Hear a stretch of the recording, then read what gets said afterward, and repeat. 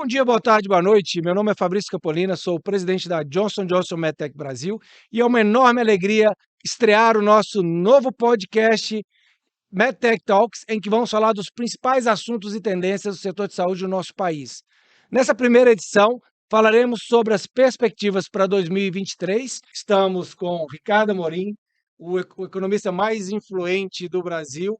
Temos também Dr. Sidney Kladger, presidente do Hospital Albert Einstein, e Luciana Infante, sócia da AI Paternal. Vamos falar hoje sobre perspectivas de 2023 e, antes de mais nada, queria passar a palavra para o Ricardo Amorim dizer algumas palavras para todos nós aqui.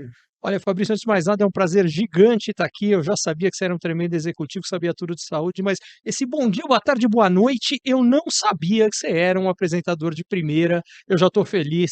Prazer enorme estar aqui com vocês.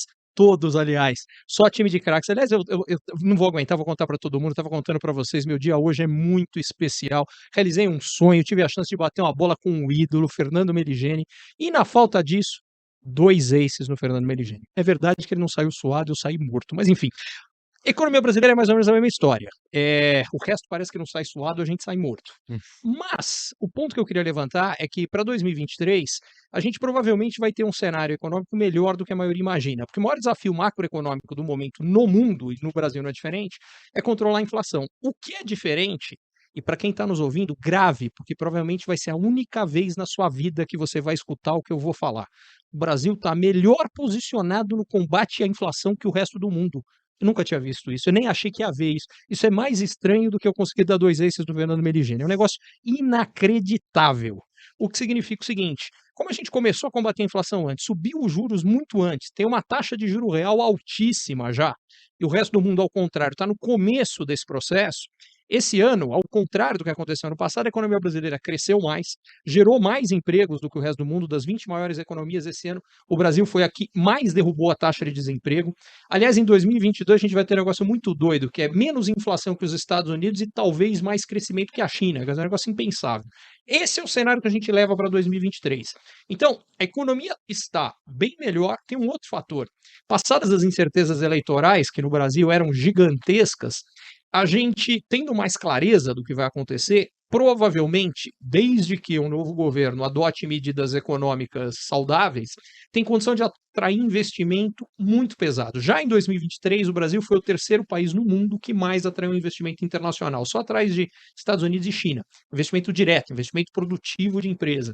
E tem tudo para aumentar. Isso está acontecendo pelo seguinte: o mundo, esse é o que eu falava, não é que a gente melhorou muito, é que o mundo piorou demais. Então, o que aconteceu é, primeiro, quando começa a guerra na Ucrânia, e mais do que isso, um risco hoje real de um eventual conflito bélico em algum momento, vamos dizer, nessa década, entre Taiwan e China, a gente criou um cenário em que o Brasil passou a ser o único grande país emergente com risco geopolítico baixo. O país emergente atrai investimento que pode crescer mais.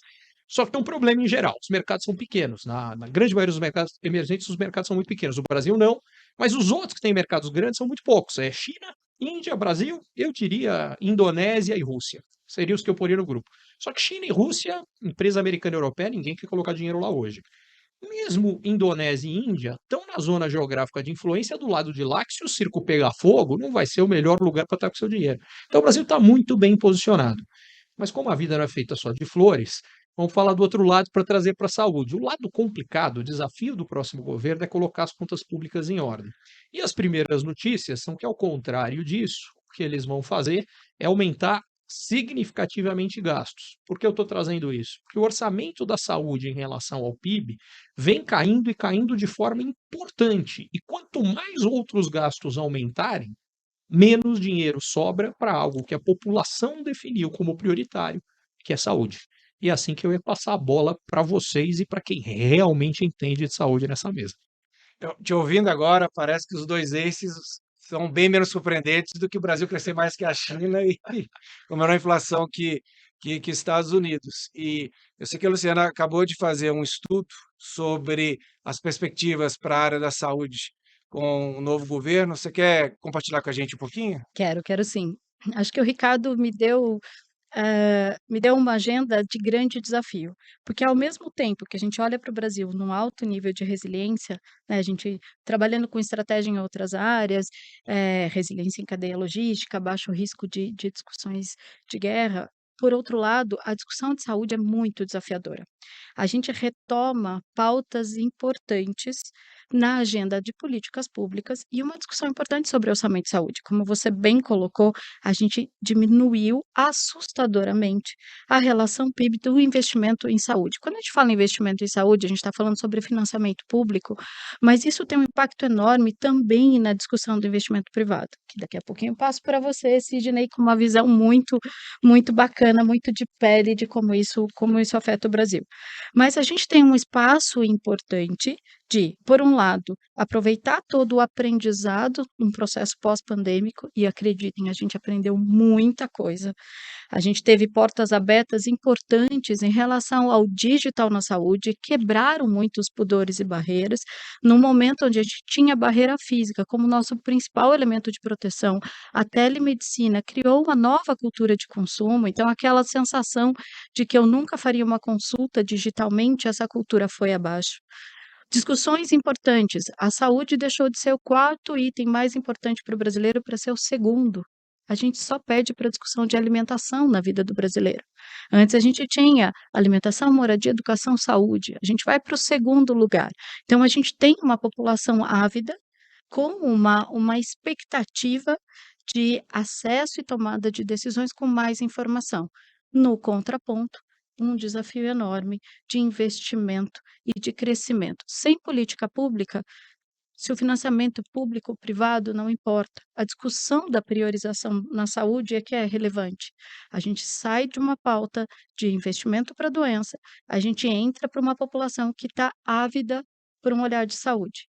E, na contramão disso, discussões importantes: acesso a medicamentos, acesso à saúde primária e cuidados, qualidade da informação e todos os desafios que a gente vê no que a gente tem de aparato instalado. Então, sob um primeiro olhar de tendências para a gente discutir aqui, a gente tem um desafio bastante relevante em falar em orçamento, em priorização e discussões importantes também do equilíbrio do que a gente chama de financiamento público-privado no Brasil. Por sorte, a gente tem agendas importantes, a gente tem escolas de referência, a gente tem espaço para fazer do aprendizado da pandemia uma oportunidade, principalmente nos 2 próximos anos. E isso provavelmente vai vir de quem teve no protagonismo dessa discussão, né. E aí acho que tem uma agenda importante, eu já vou passar a bola para o Sidney, que é um prazer estar do seu lado também, Prazer é meu. que trouxe uma agenda muito forte da saúde suplementar presente na discussão do conceito de saúde para o Brasil. Bom, em primeiro lugar, é um prazer estar com vocês aqui. Queria eu tomar 2 esses seus hoje. Eu estaria jogando tênis, algo que a chuva não tem deixado muito. Mas, obrigado pelo convite, Fabrício, pelo Medtech. Eh, eu queria ter um pouco do otimismo que vocês têm hoje para falar de economia, como o Ricardo falou, falar do desafio, como você, Luciana, comentou. Infelizmente, assim, a saúde nos impõe desafios há 10 anos. Eu lembro direitinho quando a gente na coalizão fazia um estudo de como entregar uma agenda de saúde para falar de modelo de remuneração, algo que privilegia a saúde, sem falar de pandemia. A central de telemedicina do Einstein foi criada há 10 anos, ela fez 10 anos e a gente batia contra a legislação que impedia o uso da telemedicina.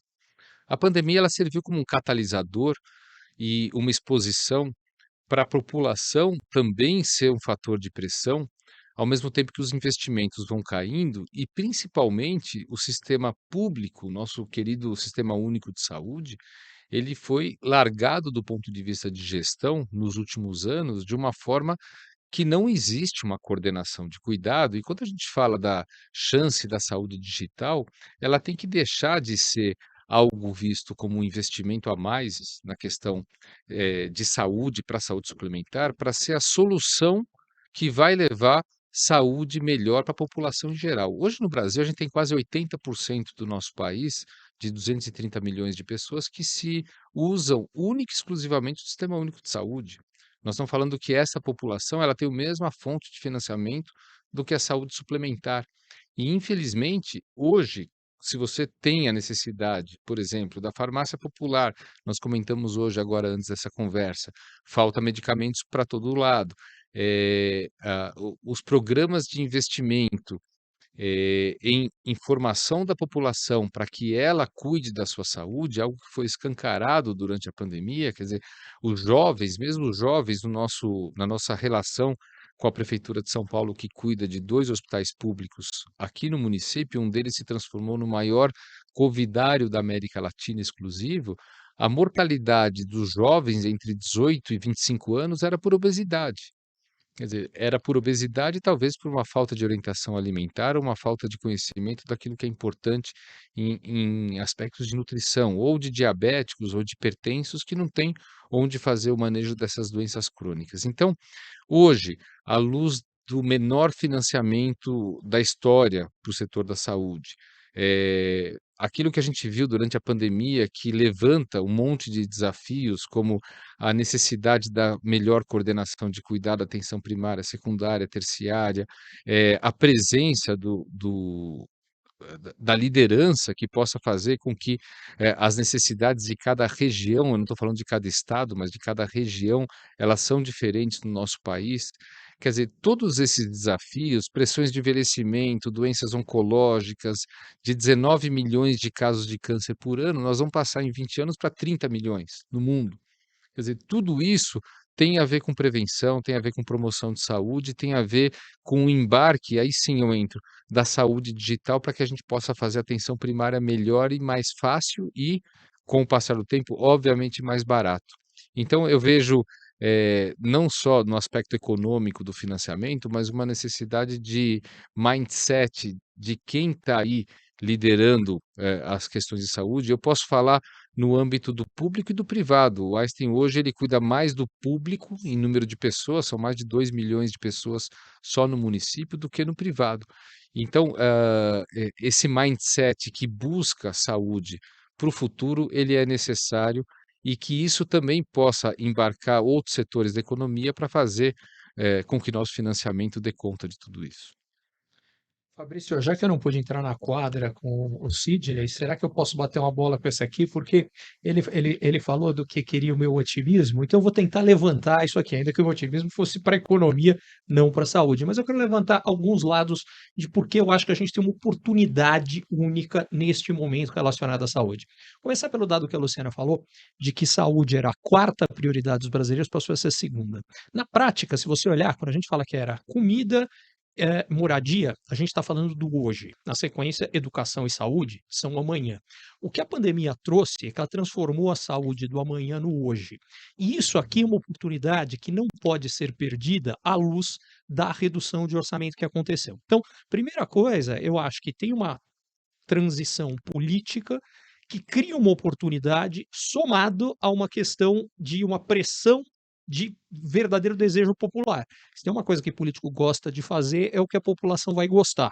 Então, eu acho que isso é o primeiro ponto que eu queria levantar. O segundo tem a ver com o processo de digitalização e não apenas da questão da possibilidade de um atendimento à distância, mas da parte educacional que é possível a partir do digital. Porque, como você bem falou, o problema da obesidade, em grande medida, não é só isso, mas em grande medida é uma questão educacional, é uma questão de informação. E não só da obesidade, há vários, talvez a obesidade nem seja o melhor exemplo que eu peguei, porque a obesidade tem uma grande dificuldade, às vezes a pessoa sabe o que tem que fazer, mas não consegue fazer, é uma outra história. Tem até, obviamente, uma questão com grande frequência, os alimentos mais baratos são os menos nutritivos e que levam à obesidade, enfim. Então tem um monte de questões envolvidas, mas eu queria ver se eu estou sendo ingênuo demais ou existe uma oportunidade, em primeiro lugar, de fato de sensibilizar os gestores públicos de que isto é, sim, uma prioridade da população, E, em segundo lugar, que a utilização do digital cria uma oportunidade nova de tudo, de educação, de tratamento, de monitorar, que eu acho que é uma vantagem grande, de fazer a saúde chegar onde não chegava, porque uma outra grande mudança no Brasil dos últimos anos é que o interior passou a crescer mais do que as capitais e o fluxo migratório inverteu.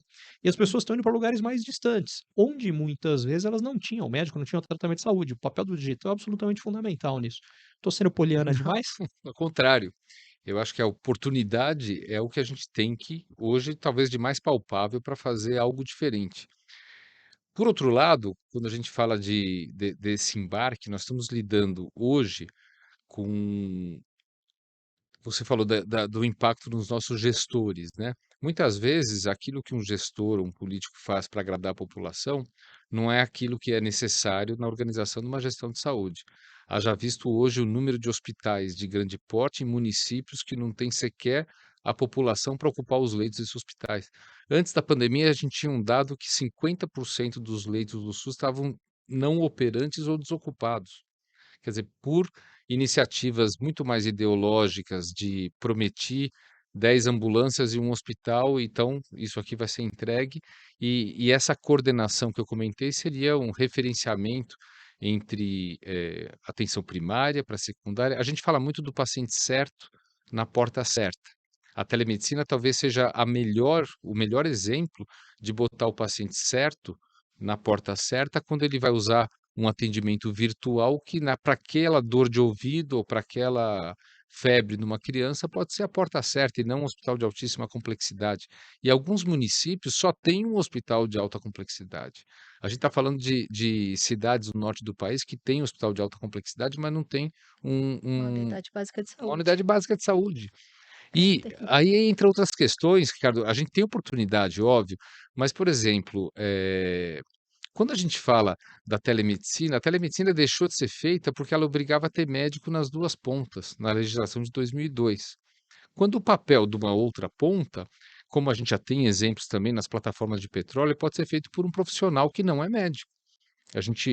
Tem um case que até eu tive a oportunidade de levar para Israel numa feira de inovação, eh, que uma enfermeira com um médico do outro lado numa plataforma da Petrobras, que foi uma das primeiras iniciativas em telemedicina do Einstein há 10 anos, ela conseguiu medicar um infarto e removê-lo de helicóptero para o hospital correto onde tinha hemodinâmica. Quer dizer, não houvesse tido o trabalho de uma enfermeira, a gente não teria como fazer isso à distância. E o que mostra que não necessariamente você precisa ter médico nas duas pontas, e demorou uma pandemia para a população pressionar e entender que isso é de muito valor. Então, eu sou um otimista também, sempre fui otimista para tudo. Eu acho que a gente vai resolver, e iniciativas como essa é mais uma iniciativa de otimismo, que a gente tem aí uma oportunidade gigante. Mas eu acho que grande parte dessa oportunidade, ela diz respeito a trazer aquilo que existe melhor para uma escalabilidade cada vez maior. A tecnologia, a Luciana sabe muito bem, é capaz de fazer tudo isso. Você fechar os olhos para aquilo que sempre significou barreiras, e remover essas barreiras da frente, como a própria formação tradicionalista do profissional de saúde, vai ser fundamental para que e isso, assim, se a gente souber fazer direito, não vai precisar esperar trocar a geração de médicos, né, mas mostrar o valor. Quando a gente fala tecnologia, Ricardo, eu costumo falar que o profissional de saúde que tiver medo de ser substituído por inteligência artificial, ele vai ser substituído por outro profissional que não tem medo de inteligência artificial. E é isso que a gente espera de futuro. É, E eu acho que só aproveitando, que eu acho que é super importante essa visão otimista para 2023, porque se a gente não começa um novo ciclo sem acreditar, fica difícil da gente realmente realizar grandes coisas. Por outro lado, eu acho que é importante a gente focar onde pode gerar mais impacto. Está aproveitando, Luciano, eu já ouvi, né, essa visão de integrar dados, de saúde digital, pelo menos há 7, 8 anos, como prioridade de governo. O que te faz acreditar que dessa vez vai ser diferente em 2023, ou que conselho que você daria para que seja diferente? olha só, Fabrício, eu acho que tem quando você tem vou pegar um caso, típico interessante, né, a gente tem alguns modelos de saúde no Brasil, mas vou pegar o conceito de autogestão, que são os planos de saúde pós-laboral. Quando você pega uma autogestão, cuja carteira tem em média 53 anos, E 72% dessa população usou telemedicina durante a pandemia. Em mais de 80% dos casos foi resolvido remotamente. 10% foi encaminhado para consultório, medicina diagnóstica, e muito pouco foi para pronto-socorro. Você tem uma mudança de comportamento e uma quebra de paradigma, que inclusive uma população que é emergente digitalmente não teria o comportamento para consumir. Então, primeiro que eu acho que quem vai mudar o sistema são as pessoas, os beneficiários e os pacientes. A gente tem um desafio importante de financiamento, 100% alinhada, Sidney, que a gente tem hoje uma questão ainda muito importante em relação à doença e as linhas de cuidado e a qualificação. A gente tem uma população, Ricardo, forte, com um comportamento e um desejo de saber mais sobre si, de ter informações mais confiáveis sobre a saúde. Quais são as fontes reais que podem me auxiliar e canais distintos? Hoje a gente fala em telesaúde, com enfermagem e outros profissionais de saúde com muito mais tranquilidade do que a gente falaria 3 anos atrás.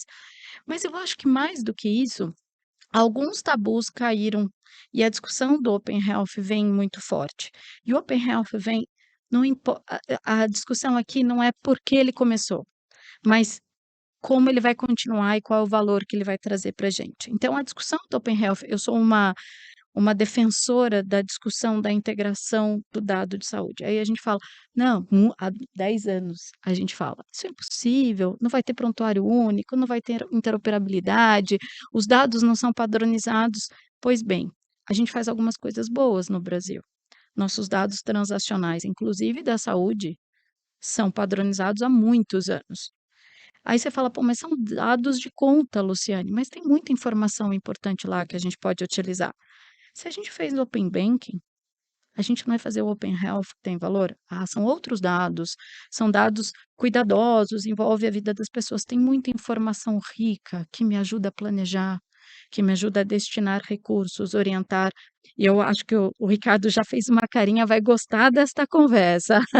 Eu não podia estar mais de acordo. Aliás, porque eu acho que, para mim, não é nem o Open Health e nem o Open Banking. A gente está vivendo a era do Open Data. Se você falar, Ricardo, qual é a grande tendência dos próximos 10 anos? A minha aposta é que vai ser isso. A gente já tem o Open Insurance como Insurance. realidade Sim. acontecendo. Eu acho que a gente vai ter tudo. Vai ter Open Search. Quer dizer, por que que o Google tem todas as minhas informações de busca e, por exemplo, eu não posso dividir as minhas informações de busca de saúde com o meu provedor de saúde se eu achar que isso é relevante.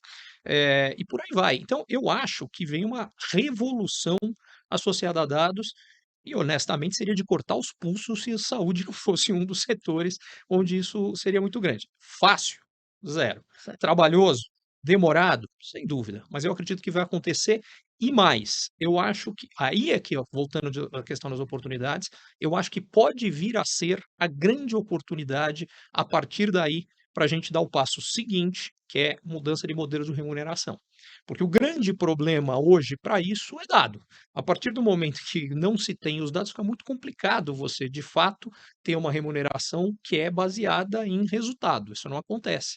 Mas é o que a gente vai ter, porque ainda que eu acho que há uma condição política para uma alocação maior de recursos para a saúde, quando a gente vê o envelhecimento de população e o que isso significa em termos de necessidade no modelo atual, a conta não vai fechar, mas de jeito nenhum. Ou a gente muda o sistema, ou vai desabar. É literalmente uma boca de jacaré, É, porque o atuarial sempre vai olhar para o passado, é. e a gente está muito longe de, no futuro, reproduzir ou ter um nível de previsibilidade com base no que a gente viveu.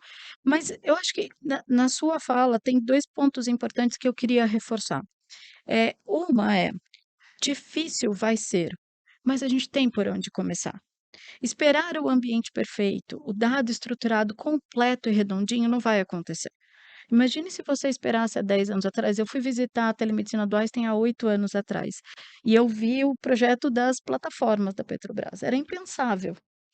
E vocês não esperaram vir uma legislação que permitisse isso, tinha todo um critério. Então, hoje, a gente tem dados desestruturados, mas hoje, por exemplo, todas as agendas e despesas assistenciais são reportadas à ANS no mundo privado e ao DataSUS, ao mundo público. Tem uma série de imperfeições? Tem. Tem uma série de imperfeições, mas eu tenho dados, são públicos e são estruturados, e eles me dão um cheiro muito importante do que precisa. É impossível um município de 30.000 habitantes ter um hospital de 200 leitos com 40 leitos de UTI. É insustentável. Quantas UBSs tem nesse município? Vou te contar uma história, eu passei no Alagoas, estava indo para a praia, e no caminho tinha um negócio gigante, lindo, novo. Eu passei com a minha mulher e falei: "Que é isso aí? É um shopping?" E aí a gente saiu para perguntar e descobriu que era um hospital que tinha sido inaugurado fazia 1 ano e qualquer coisa.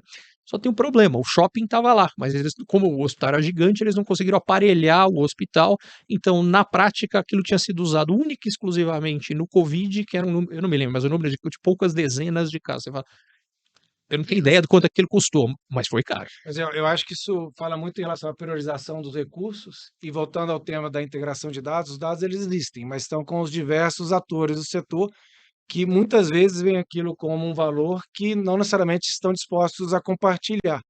Então acho que um Mas debate super importante para 2023 é exatamente esse, como a gente consegue ultrapassar essas resistências, integrar esses dados e quem que vai ser o dono desses dados? Deveria ser o paciente, né? exatamente, você chegou no ponto. O critério básico para mim que está por trás disso é quem é o dono do dado. O dono do dado é o paciente. A instituição é só o guardiã do dado, que é a mesma lógica do Open Banking, diga-se de passagem, e para mim, do Open Everything. Eu concordo com vocês, mas a gente tem que, primeiro, a gente tem uma sensibilidade desse dado que é um pouco diferente até do bank, né? Dados de saúde hoje na Deep Web ou na Dark Web valem mais ou menos 30 vezes o valor de um dado de cartão de crédito, hoje, um dado de saúde, porque com isso você mexe a vida de um Exato. executivo. E a proteção desses dados cada vez mais vem sido o foco principal de hackers, de empresas de segurança, por essa segurança do dado. Quando a gente fala, aí eu vou voltar um pouco para trás. Eu concordo com você que talvez uma solução seja o Open Health. Quando a gente fala hoje dos dados que existem no DataSUS, do DNS, não é que eles têm imperfeições, eles praticamente não existem. Eu recentemente ajudei a publicar um trabalho que levantou 800.000 cirurgias vasculares, né? O dado que tinha era sexo, o nome da cirurgia e a idade. Não dá para você ter o Open Health com o gênero, o nome da cirurgia e a idade do paciente, quer dizer, não tem dado nenhum. E quando a gente fala hoje de propósito, para que você faça um juízo de valor desse dado, a gente precisa ter o mesmo propósito, né? Quando a gente fala da saúde como algo, o setor da saúde que entregue saúde ao cidadão, a gente tem um propósito. Quando a gente transforma tudo isso num grande business, o uso desse dado para fins, por exemplo, que o Ricardo comentou, de mudança de modelo de remuneração, ele vai lesar algum tipo de indústria em algum momento. O fato é que não se consegue fazer isso da noite para o dia. Fabrício e eu sabemos o quanto é difícil. Quando a gente dá o primeiro passo, eventualmente alguém não dá o segundo e a coisa retorna para trás. Na primeira queda de receita, acabou, não, não é hora ainda. E nós vamos lá para frente e vamos tentar ver isso depois.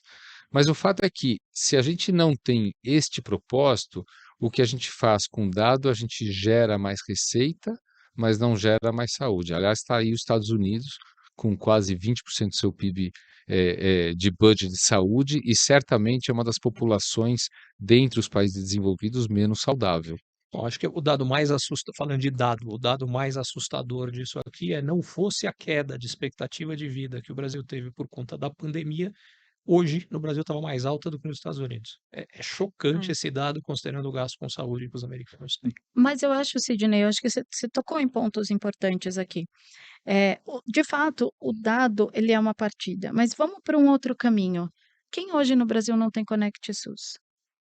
Quem hoje, para se locomover, não abriu o seu app e mostrou seu atestado de vacinação coronavírus, do Covid? Então, a acho que tem alguns paradigmas que a gente traz como uma limitação, que é o incentivo, a razão pela qual eu sou portador e responsável pelo meu dado.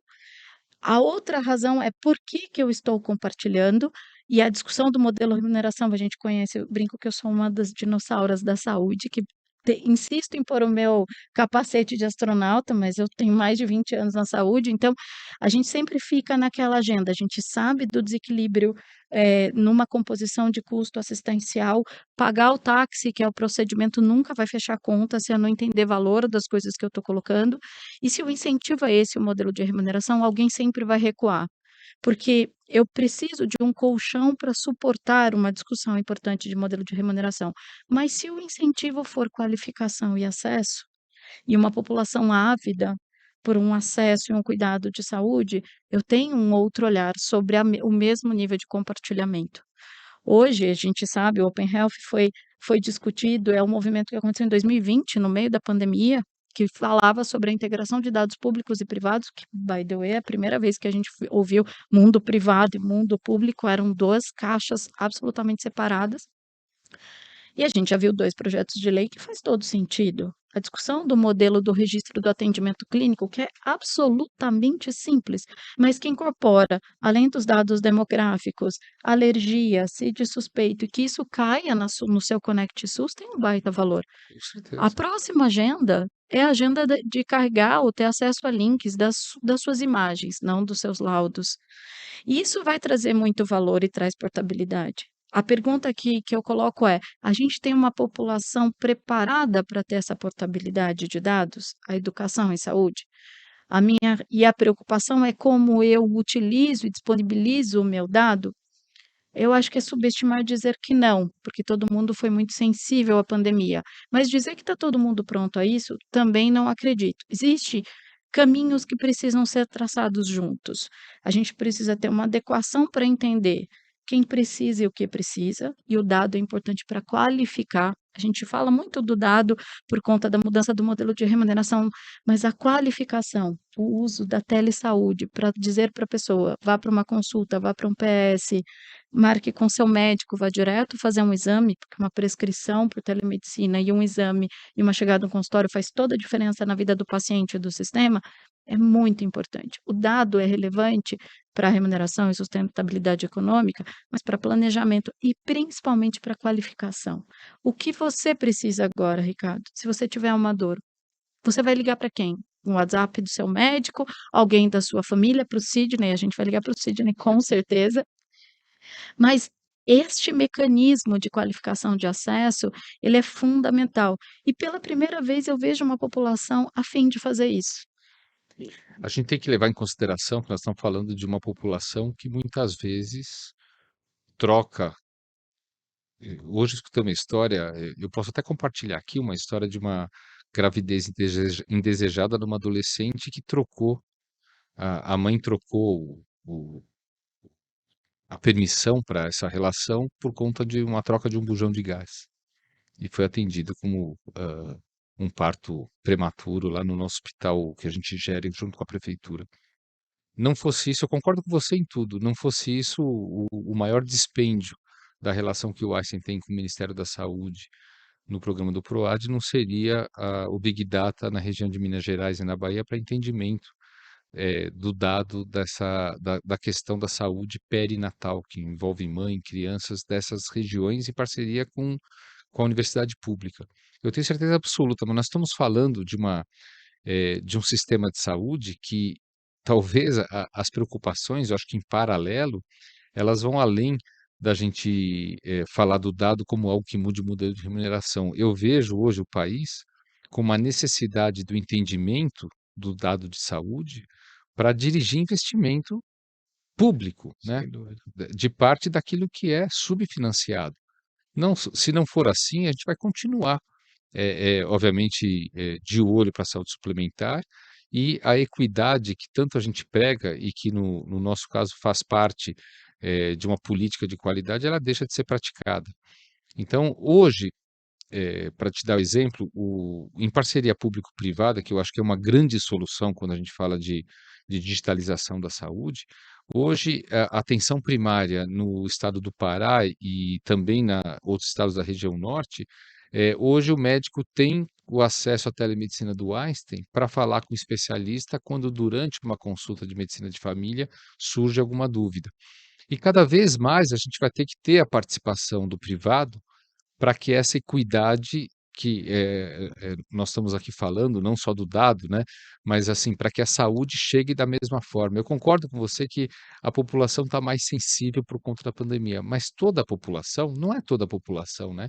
Tem aquela população que perdeu seus 700.000 parentes, né, nessa pandemia, que não tinha acesso ao alimento. Então, talvez caiba, através de parceria público-privada, o entendimento do Ministério da Saúde que tudo impacta na saúde. E se a gente não olhar com entendimento, será que naquela região o que mata é a condição sanitária da água ou o que mata naquela região é fome? Tudo vai acabar em saúde, né? A gente falou aqui de obesidade, que é outro lado, Sim. então tudo acaba em saúde. Então eu vejo assim, a gente está concordando em tudo, mas eu vejo a oportunidade de entendimento dos dados do nosso país para que o ente público possa, através de parcerias público-privadas que já têm esse conhecimento, investimento em saúde digital, para que possa chegar num número cada vez maior de pessoas. E, pessoal, estou adorando nosso bate-papo aqui, mas já está chegando nos finalmente. Então, queria fazer uma pergunta para cada um, que vai ser uma pergunta que a gente vai estar fazendo ao final de cada podcast. Queria começar com a Luciana. Luciana, qual que é a sua recomendação de livro para estar preparado para 2023? Eita, eu acho que essa é uma boa referência. Eu estava pensando aqui muito, passaram-se muitos, assim, modelos de saúde, previsão e tal, mas eu estou lendo um livro interessante que tem essa discussão da educação e do empoderamento. Tô lendo um livro que o Nissan acabou de lançar, que é Você Tem Coragem de Ser Feliz, que envolve a sua capacidade de qualificar seu estilo de vida, saúde mental, que é a mudança a partir de si mesmo em relação à saúde. Então, acho que essa é uma recomendação que eu faria. Estou gostando, é um livro leve, mas que traz uma reflexão se a gente tem coragem de olhar para si, para cuidar da própria saúde, de repriorizar. E acho que, enfim, essa é a minha indicação. Esse eu vou ler. E, Também está na fila. e doutor Sidney, qual que é a sua recomendação aí para Eu 2023? estou relendo um autor que eu gosto, estou gostando muito de ler, e não só ler, porque ele tem um podcast que é muito legal também, que é o Adam Grant. É um Adoro, psicólogo, esse livro dele do Pense de Novo não é nem tão novo, exato. mas eu acho que para 2023 a gente tem que pensar de novo, já que tem essa oportunidade de começar de novo, e talvez aqueles conceitos que... Eu estou falando da geração dos novos médicos, esse ano eu fiz 31 anos de formado. Se eu falar Se eu falasse há 30 anos atrás na faculdade, na Universidade de São Paulo, o que a gente fala hoje em relação a trabalho em equipe, em relação à instrumentalização da saúde, em relação a protocolo e medicina baseada em evidência, eu seria talvez internado numa das alas lá do HC Psiquiátricas de e saúde. PQ, né? Então eu acho que é o momento da minha geração que hoje talvez são aqueles médicos hoje que talvez tenham o maior poder de chegar a mais pacientes, eu acho que Pense de Novo cai em cima do que a gente está falando aqui. Vou anotar todos aqui. Ricardo, Olha, já que os dois, porque eu conheço os dois, que eles, aliás, recomendo ambos os livros que eles falaram. Eu sou um maluco de leitura, eu leio feito um maníaco. E já que os dois são dois livros leves, gostosos de serem lidos, agradáveis, os dois escrevem muito. Eu vou pegar um de um cara que não é leve, não é agradável, mas é brilhante, que é do Ray Dalio, que é um dos maiores gestores de hedge fund do mundo. Ele tem um livro que é sobre a mudança da ordem global. E ele faz, o que é interessante é que ele mostra como sempre, ele tem uma perspectiva histórica muito grande, como sempre as coisas mudam muito mais do que a gente imagina. E eu acho que partir desse princípio ajuda a gente a abrir a mente para não aceitar as dificuldades e limitações do momento como imutáveis e dadas e sair do princípio que vai mudar. Como vai mudar, a gente não sabe. Então vamos fazer mudar para o lado que a gente quer? Eu acho que essa seria a minha recomendação. não, muito bom, excelente. Da minha parte, o livro que eu queria indicar é Agilidade Emocional, que é um livro que eu estou lendo agora, estou adorando também, e tem muito a ver da gente poder entender as nossas emoções, poder digeri-las e saber tomar decisões com compreensão desses sentimentos, não deixar os sentimentos acabarem guiando as nossas decisões. Então, com isso, eu queria agradecer vocês que estiveram conosco. Espero que vocês tenham gostado tanto quanto eu gostei. 2023, perspectivas, estamos falando aí de saúde digital, open health, necessidade de integração de dados, necessidade de mudança cultural. e, acima de tudo, saber priorizar de uma maneira efetiva os recursos que a gente tem na saúde, que, como foi muito bem colocado, é o segundo item mais importante para o brasileiro. Um grande abraço a todos e até a próxima edição do MedTech Talks. Um grande abraço. E para quem queria esse processo de reinvenção em 2023, está aqui o Fabrício mostrando na prática o podcaster que a gente tem aqui. Outra pessoa. Parabéns, Fabrício. Parabéns. Muito Obrigado, obrigada. pessoal.